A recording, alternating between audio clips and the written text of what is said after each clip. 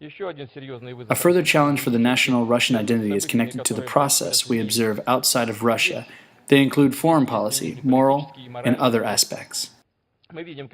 We see that many Euro-Atlantic states have taken the way where they deny or reject their own roots, including their Christian roots, which form the basis of Western civilization.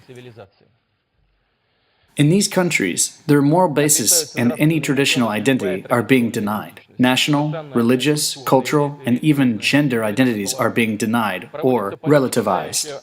There, politics treats a family with many children as equal to homosexual partnership. Faith in God is equal to faith in Satan.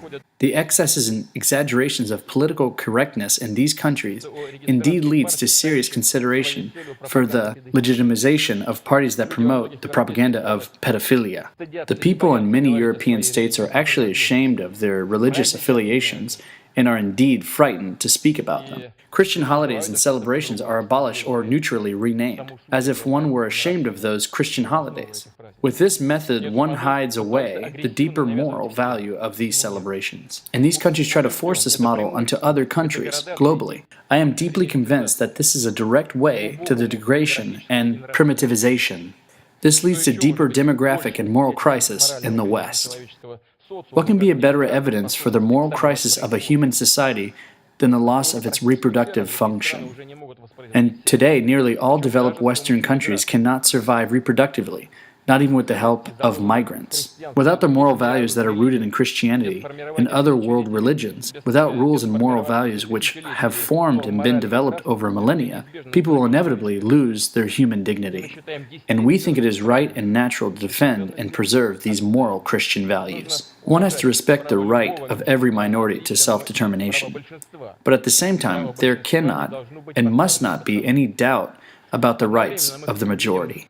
At the same time as this process at a national level, we observe on an international level that attempts to create a unipolar, unified model of the world, to relativize and remove institutions of international right and national sovereignty. In such a unipolar, unified world, there is no place for sovereign states. Such a world needs merely vassals. From a historical perspective, such a unipolar world would mean the surrender of one's own identity and of God-created diversity. Russia will side with those who defend the point of view that important global decisions have to be made on a collective basis, and not in the interests of only one state or one group of states.